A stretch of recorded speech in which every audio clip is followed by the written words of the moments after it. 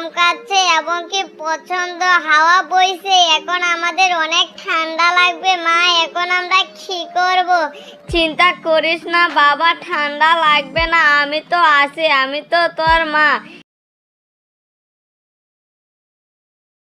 হ্যাঁ, এখন তো দেখা যাচ্ছে অনেক ঠান্ডা পড়তেছে এবং কি প্রচন্ড হাওয়া বইছে। এখন কি যে করি, তোদেরকে নিয়ে আমি কোথায় যে যাই?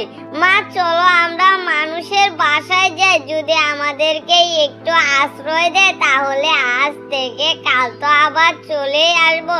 কারণ দেখা যাচ্ছে অনেক বৃষ্টি হবে, কারণ যেভাবে হাওয়া বইতেছে। হ্যাঁ রে, এটা তো ঠিকই বলেছিস। এখন যদি আমি মানুষের কাছে না যাই তাহলে এখানে থাকলে তো তোদেরকেও বাঁচাতে পারবো না এবং কি আমি নিজেও বাঁচবো না। চল তোদেরকে আমি মানুষের কাছে নিয়ে যাই। তখন সেই বন থেকে তারা বের হলো।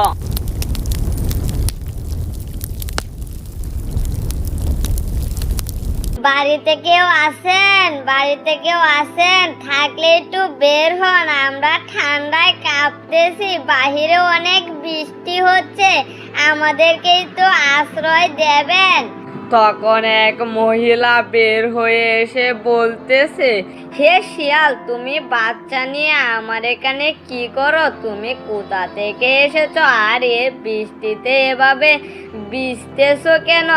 হ্যাঁ, আমরা ওই বনে থাকি, কিন্তু হঠাৎ করে প্রচন্ড হাওয়া এবং কি বৃষ্টি নেমে গেল, সেজন্য আমরা ওই বন থেকে এসেছি আপনাদের কাছে একটু আশ্রয়ের জন্য।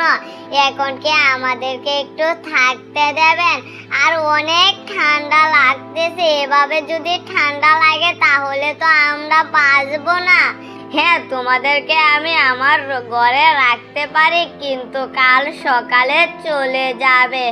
আচ্ছা ঠিক আছে। তখন তাদেরকে ঘরে নিয়ে গিয়ে সেখানে আগুন জ্বালিয়ে দিল। তারা আগুন তাপাতে শুরু করলো।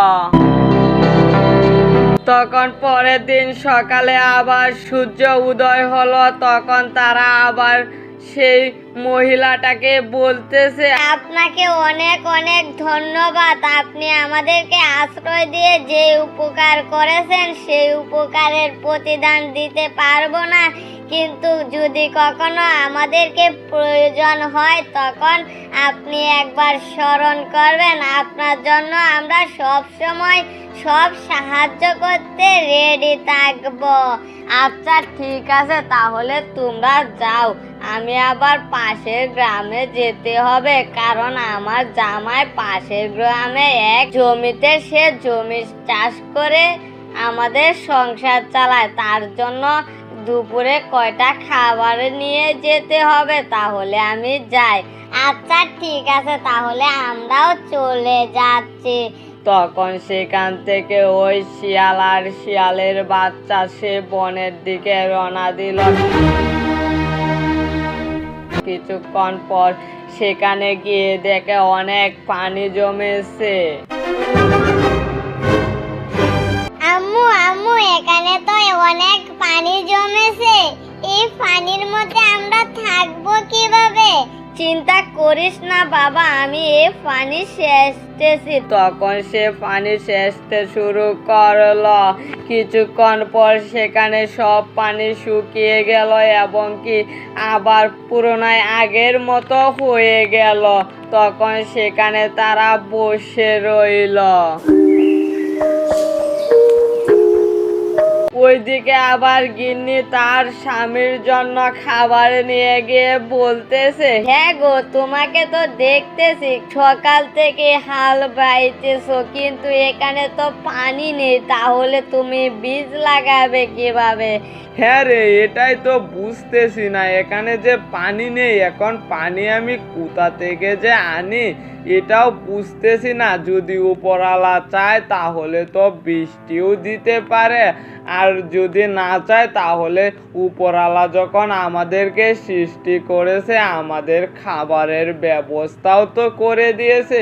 উপরওয়ালার উপর বিশ্বাস রাখতে হবে, তাহলে আমাদের উপকার উপরওয়ালাই করে দেবে। হ্যাঁ, এটার জন্যই তো আমি বলছি যে তুমি অন্য একটা গ্রামে গিয়ে কৃষি কাজ করো, এই গ্রামের জমি ভালো না। হ্যাঁ, এটা আমার বাপ দাদা করে গিয়েছে, এখন যদি ওই ঐতিহ্যটা আমি ভেঙে ফেলি তাহলে কি হবে? এখানে আমি ফসল ফলাবো। আচ্ছা, তোমার যা ইচ্ছে তাই করো, এখন খাবার এনেছি, তুমি খাবারগুলো খেয়ে নাও। আচ্ছা ঠিক আছে, তাহলে দাও। তখন সে খাবার খেতে শুরু করলো। কিছুক্ষণ পর খাবার খেয়ে সে বলতেছে, হে উপরালা, তুমি তো আমাদেরকে সৃষ্টি করেছো, তুমি নাকি আমাদের জন্য খাবারও তৈরি করে রেখেছো, কিন্তু তুমি একটা বৃষ্টি যদি না দাও তাহলে কিভাবে আমি ফসল ফলাবো?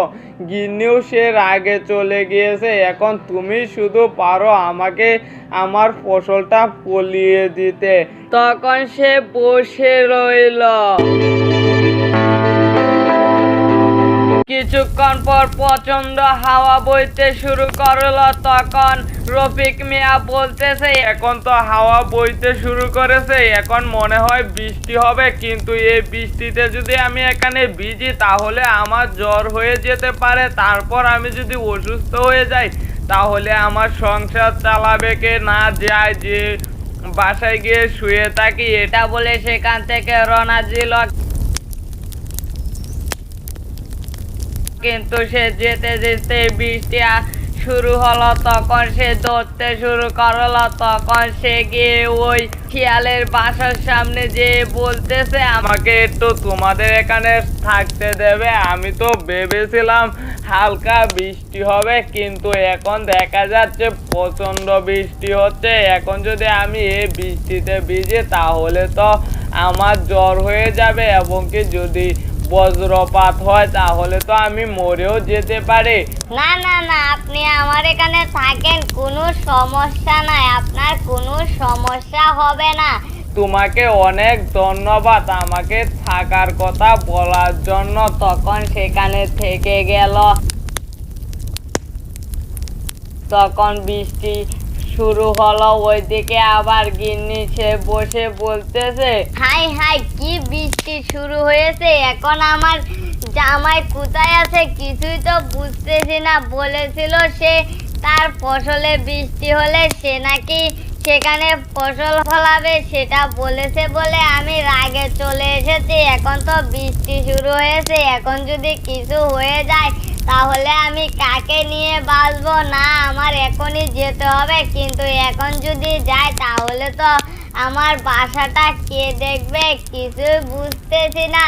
না, বৃষ্টিটা কমুক, তারপর আমি যাব। এটা বলে সেখানে সে বসে রইল।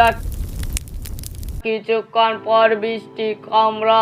ওইদিকে আবার শিয়ালকে বলতেছে, শিয়াল, আমি তাহলে এখন চলে যাই, তোমরা থাকো, বৃষ্টি তো কমেছে, গিন্নি আবার আমার জন্য চিন্তা করবে।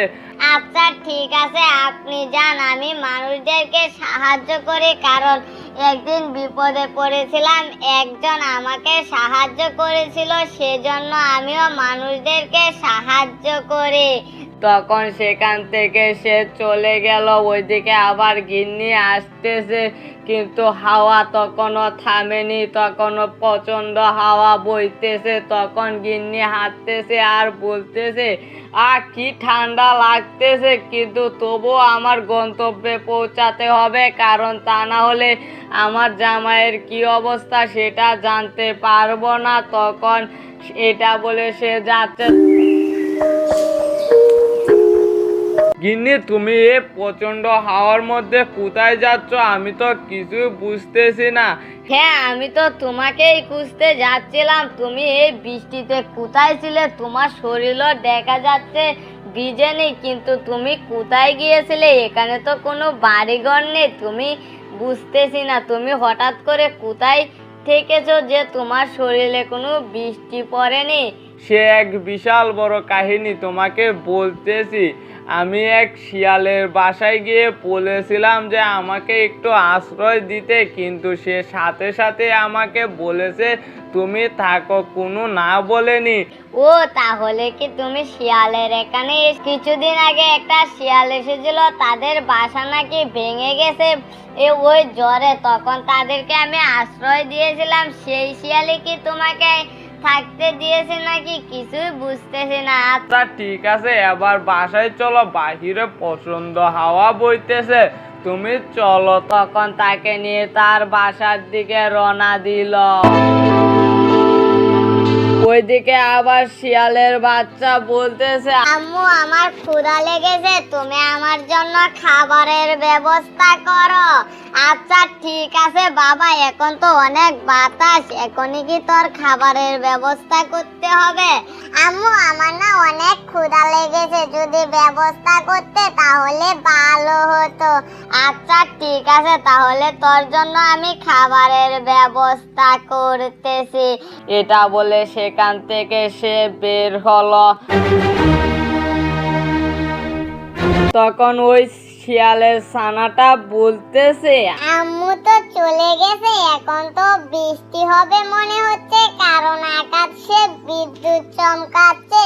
না যাই, আমি যে দেখি কোনো মানুষ আমাকে থাকতে দেয় নাকি, আর আম্মু যে কোথায় গিয়েছে সেটাও বুঝতেছি না।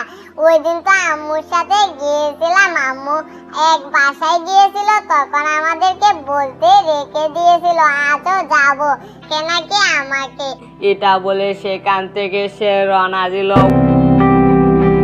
ওইদিকে আবার বৃষ্টি শুরু করলো। তখন শিয়ালটা বলতেছে, হ্যাঁ আমার এখনই যেতে হবে, তা না হলে হবে না, কারণ বাসায় বাচ্চাটাকে একা রেখে এসেছি, এখন যদি বাচ্চাটার কিছু হয়ে যায় তাহলে কি হবে?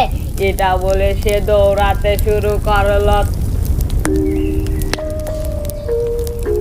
ওইদিকে আবার ওই শিয়ালের ছানাটা একটা বাসায় গিয়ে ডাকতেছে, বাসায় কেউ আছেন, বাসায় কেউ আছেন। তখন সে বাসায় ছিল একজন ভয়ঙ্কর হিংসুটে মানুষ। সে শিয়ালের বাচ্চাটাকে দেখে বলতেছে, এই তো সুযোগ, শিয়ালের বাচ্চাটা যখন এসেছে, এই শিয়ালের বাচ্চাটাকে বন্দি করে রাখি, তখন কিছুদিন পর ওকে আমি সব কিছু ভুলিয়ে বালিয়ে আমি ওকে দিয়ে মুরগি ধরে খাবো।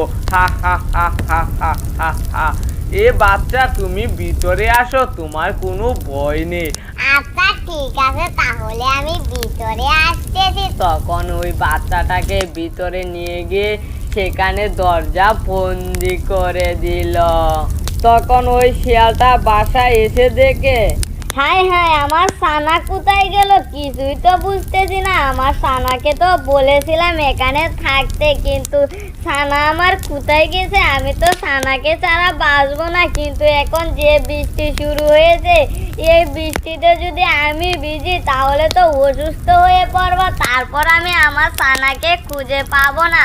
না বৃষ্টিটা থামুক, তারপরে আমি খুঁজতে বের হব। তখন সেখানে সে চিন্তা করতে শুরু করলো। কিছুক্ষণ পর বৃষ্টি থামলো, তখন সে হাঁটতেছে। আঙ্কেল আঙ্কেল, এখন তো বৃষ্টি থেমে গেছে, আমাকে ছেড়ে দেন, আমাকে যেতে হবে, তা না হলে আমার আম্মু আমার জন্য অনেক চিন্তা করবে। আমি তাহলে চলে যাই। হা হা হা হা হা হা হা। তোকে কি আমি ছাড়বো? তোকে আমি বন্দি করেছি, কারণ তোকে বন্দি করে তোর মার কাছ থেকে অনেক মুরগি আদায় করব, তারপর তোকে ছাড়বো। হা হা হা হা হা হা হা। না আঙ্কেল, আপনি আমাকে ছেড়ে দেন, আমি কোনো দোষ করিনি, আপনি আমাকে ছেড়ে দেন, আমার মা আমার জন্য অনেক চিন্তা করতেছে। না তুই এখানেই বন্দি থাক। তখন তাকে বন্দি করে সেখান থেকে চলে গেল। ওইদিকে আবার শিয়ালটা সে তার ছানাকে খুঁজতেছে। তখন ওই লুবি লোকটার সাথে দেখা হলো। এ ফুসকে শিয়াল, তুই কোথায় যাচ্ছিস? তুই কি তোর ছানাকে খুঁজতেছিস নাকি? হ্যাঁ হ্যাঁ, আমি তো আমার ছানাকে খুঁজতেছি, কিন্তু তুমি কিভাবে জানো? হ্যাঁ, তোর ছানাকে আমি বন্দি করে রেখেছি, কিন্তু তোকে দেব না। না না, আমার ছানা কিছু বুঝে না, আমার ছানাকে আমার কাছে ফিরিয়ে দাও, আমি তোমার সব কথা শুনবো। হ্যাঁ, তোকে তো তোর ছানা দেবই, কিন্তু তুই আমাকে অনেক অনেক মুরগি এনে দিবি, তারপর তোর ছানাকে দেব। আর তুই যদি মুরগি এনে না দিস তাহলে তোর ছানাকে আমি না খেয়ে মারবো। হা হা হা হা হা হা হা। যাই, এখন আমি চলে যাই, তুই আমার জন্য একটা মুরগি নিয়ে আস। তখন সেখান থেকে লোভী লোকটা চলে গেল। হাই, এ কি মহা বিপদে পড়লাম। এখন আমি এই লোভী লোকটার কাছ থেকে আমি কিভাবে আমার ছানাকে উদ্ধার করব কিছুই তো বুঝতেছি না। না, এখন তো আমাকে বাধ্য হয়ে মুরগি চুরি করতে হবে, তা না হলে তো হবে না। আর যদি মুরগি চুরি করে তাহলে আমাদের উপর থেকে মানুষের বিশ্বাস হারিয়ে যাবে। এখন আমি কি যে করি, না আমার সন্তানকে বাঁচাতে হলে তো মুরগি চুরি করতে হবে। এটা বলে সে মুরগি চুরি করতে গেল। তখন ওই শিয়ালের বাচ্চাটা বলতেছে, কেন যে আম্মুকে রেখে আমি একা একা পাকনামি করতে গেলাম, এখন আমাকে বন্দি করে ফেলেছে, এখন কিভাবে যে এখান থেকে আমি মুক্তি পাই কিছুই বুঝতেছি না। হাই রে কপাল আমার। এটা বলে সে সেখানে বসে কান্না করতে শুরু করলো। ওইদিকে আবার ওই শিয়ালটার সাথে ওই লোকটার দেখা হলো, যাকে সে বৃষ্টির সময় সাহায্য করেছিল। ভাই, আমি তোমার কাছে যাচ্ছি একটা কারণে। হ্যাঁ শিয়াল, তুমি তো ওই দিন আমাকে সাহায্য করেছিলে, তাহলে কি কারণ বলো, তোমাকে কি সাহায্য করতে পারি? হ্যাঁ, সাহায্য করবেন হচ্ছে, আমার একটা শিয়ালের ছানা আছে, ওই ছানাটাকে একটা কৃষক বাড়িতে বন্দি করে রেখেছে, আর বলেছে তার জন্য নাকি যদি মুরগি নিয়ে না যায় তাহলে সে আমার ছানাকে ছাড়বে না। এখন আপনি একটা কিছু করেন। আচ্ছা ঠিক আছে শিয়াল, তাহলে তুমি বাসায় চলে যাও, তুমি নিশ্চিন্তা হও, আমি এখনই যে ওর সাথে আলাপ করতেছি যে কেন তোমার ছানাকে বন্ধ করে রেখেছে। আচ্ছা ঠিক আছে, তাহলে আমি চলে গেলাম, আপনি কিন্তু দেখবেন। আচ্ছা ঠিক আছে। তখন সেখান থেকে ওই কৃষক চলে গেল। মা আকাশে গিয়ে হাঁটতেছে আর বলতেছে, হাই, মানুষ এমনও আছে শিয়ালের ছানাকে আটকিয়ে রেখে তার কাছ থেকে মুরগি ধরে খায়। হাই রে, এজন্যই তো শিয়ালে বাধ্য হয়ে মুরগি চুরি করে, তা না হলে তো শিয়াল কখনো মুরগি চুরি করতো না। যাই, শিয়ালের ছানাটাকে বাঁচিয়ে নিয়ে আসি। এটা বলে ওই লোকের কাছে যেতে শুরু করলো। ওই লোক আবার বাসার সামনে বসে বলতেছে, এখনো তো শিয়াল আসলো না, শিয়ালের তো মুরগি নিয়ে আসার কথা, কিন্তু এখনো আসতেছে না কেন, কিছুই তো বুঝতেছি না। না ওর ছানাটাকে মার দেব যাতে ও ডাক দেয়, তারপর ওর জন্য মুরগি নিয়ে আসবে, কিছুই তো বুঝতেছি না। এটা বলে সে ভাবতে শুরু করলো। মা আকাশে বিদ্যুৎ চমকাচ্ছে। তখন ওই লোকটা আসলো, দেখে বলতেছে, রফিক সাহেব, আপনি হঠাৎ করে আমার বাসায় কেন এসেছেন? হ্যাঁ, এসেছি হচ্ছে তোমার মানবতা দেখতে। তুমি নাকি শিয়ালের বাচ্চাকে বন্দি করে রেখেছো, আর বলেছো নাকি যে ও তোমার জন্য মুরগি নিয়ে আসতে, তা না হলে ওর বাচ্চাকে তুমি ছাড়বে না। তুমি ওর বাচ্চাকে কেন বন্দি করে রেখেছো? হ্যাঁ, তা তো আমার ইচ্ছে, তাহলে তোমাকে আমি বলবো কেন? তুমি এখান থেকে ভালোই চলে যাও। তোমাকে তো আমি ভালো ভেবেছিলাম যে আমার কাছে কিছু দরকারে এসেছো, কিন্তু এখন দেখা যাচ্ছে তুমি শিয়ালের বাচ্চাকে উদ্ধার করতে এসেছো। তুমি শিয়ালের বাচ্চাকে উদ্ধার করে নিতে পারবে না। তখন তারা দুইজনের মধ্যে ঝগড়া শুরু হলো। বন্ধুরা, তারপর কি হয়েছিল ওইটা দেখতে হলে কমেন্টে পার্ট 2 লিখে যাবেন, আর আমার চ্যানেলে নতুন হয়ে থাকলে চ্যানেলটিকে সাবস্ক্রাইব করবেন।